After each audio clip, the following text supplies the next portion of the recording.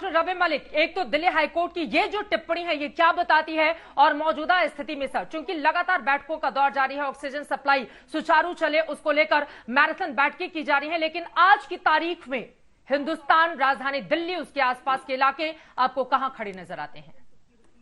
बहुत ही भयानक स्थिति है। मैं खुद कोविड का अस्पताल दिल्ली में चलाता हूं। मैं आपको कुछ मैसेजेस पढ़ के बता रहा हूं जो कि हमारा ग्रुप है, जिसमें कि हमारे हॉस्पिटल ओनर्स हैं सारे। सुनिए सर, प्लीज हेल्प। 2 घंटे की ऑक्सीजन रह गई है Makkar hospital. This is 50 bedded hospital, जिसमें 50 मरीज कोविड के एडमिट हैं। वो गुहार लगा रहा है 12 बजे छाया। Sir emergency, we have only 1 hour backup of liquid oxygen. इनके पास में 100 पेशेंट है, सिर्फ 1 घंटा इनके पास ऑक्सीजन। ये मैं प्रॉपर मैसेजेस पढ़ रहा हूं आपको। अगला हॉस्पिटल धर्मशिला 3 बजे, sir short of oxygen, please do something. 5 बजे doctor Sajid Lifeline hospital, sir only 2 cylinders left, 30 to 40 minutes are left for only this thing. उसके बाद में कोविड की ऑक्सीजन हेल्पलाइन पे मैंने खुद फोन किया सुबह दिल्ली की। उन्होंने कहा हमारे पास अभी कुछ नहीं है, आधे घंटे में मदद करेंगे। अभी तक मदद नहीं आई। मैं आपको बता दूं, अगर ऑक्सीजन की कमी से एक भी मौत होती है तो यह बहुत बड़ी नेग्लिजेंस होगी। अभी तक सर आपको मदद नहीं मिली है। आनी चाहिए ऑक्सीजन, बहुत आप ये बता रहे हैं कि अभी तक मदद आपको नहीं मिली है, कई बार कहे जाने के बावजूद। देखिए अभी भी हमारे हॉस्पिटल में मुश्किल से 4 घंटे 5 घंटे का गैप अप है। लिक्विड ऑक्सीजन बिल्कुल अवेलेबल नहीं है। 4 घंटे के बाद अगर ऑक्सीजन नहीं मिलती, ये केवल मेरे हॉस्पिटल की बात नहीं है, सारे हॉस्पिटल्स में यही चल रहा है। नेक टू नेक 10 सिलेंडर आते हैं, 5 घंटे निकल जाते हैं। 2 सिलेंडर आते हैं, 1 घंटा निकल जाता है। 3 सिलेंडर आते हैं और 1.5 घंटा निकल जाता है। इस तरह से काम नहीं चलेगा। We need liquid oxygen. और मैं ये बता दूं, दिल्ली के अंदर एक भी लिक्विड ऑक्सीजन का मैन्युफैक्चरिंग का प्लांट नहीं है, जहां तक मेरी नॉलेज है। इस तरह से काम नहीं चल पाएगा, इस तरह से मौतें होंगी। And we need to be very very careful. 4 दिन से ये स्थिति चल रही है। तुरंत अगर इसके ऊपर कोई कार्रवाई नहीं हुई, it can explode, it can kill many people. देखिए कोविड की वजह से अगर किसी मरीज की मौत हो जाती है सारा इलाज करने के बाद, बड़ी दुखद बात है, लेकिन उसके अंदर फिर भी हम कुछ नहीं कर सकते। लेकिन अगर ऑक्सीजन की कमी से किसी की मौत होती है तो यह हत्या मानी जाएगी। डॉक्टर संबित पात्रा, बिल्कुल डॉक्टर संबित पात्रा, यही बातें दिल्ली हाईकोर्ट भी कह रहा है। और आज तक कभी भी इतनी बेबसी डॉक्टर संबित हमने किसी डॉक्टर की नहीं देखी है।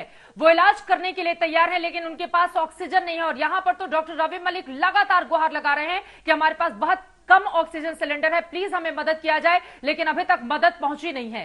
कौन है इसके लिए जिम्मेदार और कौन करेगा इसकी आपूर्ति? सर क्या पूरा का पूरा देश, हिंदुस्तान, राजधानी दिल्ली, उसके आसपास के इलाके भगवान भरोसे ही रहे? संबित पात्रा। चित्रा जी, पहले तो आप जितने भी हमारे पैनलिस्ट भाई और बहन बैठे हुए हैं और करोड़ों लोग जो देख रहे हैं, सभी सुरक्षित रहे, ये मेरी प्रार्थना है। और बिल्कुल वाजिब विषय है आपका। और डॉक्टर रवि हमारे साथ 3-4 दिन से डिबेट में है, बिल्कुल सही तरीके से उन्होंने अपने विषय को हमेशा रखा है।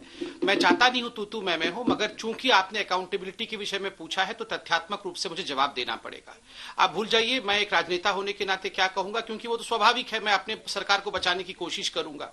मगर आज दिल्ली हाईकोर्ट ने, ये दिल्ली हाईकोर्ट के ओरल ऑब्जर्वेशन और जजमेंट मेरे सामने है और आप सभी चैनल्स ने भी उसको दिखाया है। क्या कहा है दिल्ली हाईकोर्ट ने? दिल्ली हाईकोर्ट ने कहा, दिल्ली हाईकोर्ट में पहले तो जाके जो काउंसिल थे दिल्ली सरकार के, उन्होंने कहा कि हमें तो 480 मैट्रिक टन दे दिया गया, मगर हमारे पास वो 480 मैट्रिक टन आया नहीं। जवाब में दिल्ली हाईकोर्ट ने कहा, देखिए सरकार ने आपको किन किन प्लांट से कहां से कितना मैट्रिक टन आएगा ये आवंटित कर दिया। बाकी सभी राज्य अपने क्रायो टैंकर्स लेके जा रहे हैं, वहां से फिलअप करके ला रहे हैं, अपने हॉस्पिटल में सप्लाई कर रहे हैं। Why are you waiting to be spoon fed? आप क्यों इंतजार कर रहे हैं कि आपके घर पे डोर स्टेप डिलीवरी होगी? आपके पास क्रायो टैंकर्स कहां है? और जो एग्जैक्ट शब्द कहा है वो आप देख सकते हैं, लाइव लॉ में ट्वीट भी हुआ है, मैं पढ़ देता हूं। The oxygen supply has primarily being affected due to the non-arrangement of cryogenic tanks by the GNCTD। आगे कोर्ट स्पष्ट रूप से कहती है कि क्या कर रहे हैं आपके जो मुखिया हैं वो खुद एक एडमिनिस्ट्रेटिव ऑफिसर रह चुके हैं, उनको तो ये सब निटिकिटी समझना चाहिए था। 3 दिन बीत गए, आपको 480 मैट्रिक टन ऑक्सीजन दिया गया, अलॉटमेंट बढ़ाई गई, 3 दिन तक आपके ऑफिसर क्या कर रहे थे? इस पूरे विषय पे उन्होंने कोऑर्डिनेशन क्यों नहीं किया? जयपुर गोल्डन हॉस्पिटल जहां आज दुखद मृत्यु हुई है, उनके काउंसिल मौजूद थे। कोर्ट ने उनसे पूछा कि आपकी क्या परेशानी हुई, क्यों ऑक्सीजन समाप्त हो गया? उन्होंने कहा कि हम दिन रात फोन करते रहे दिल्ली के नोडल ऑफिसर्स को, 1 एक भी नोडल ऑफिसर ने हमारा फोन नहीं उठाया। बदले में कोर्ट ने कहा the nodal officers are absent from the ground में कोई नोडल ऑफिसर नहीं है। कोर्ट ने आगे यह भी कहा है कि इस प्रकार से काम नहीं चलने वाला है।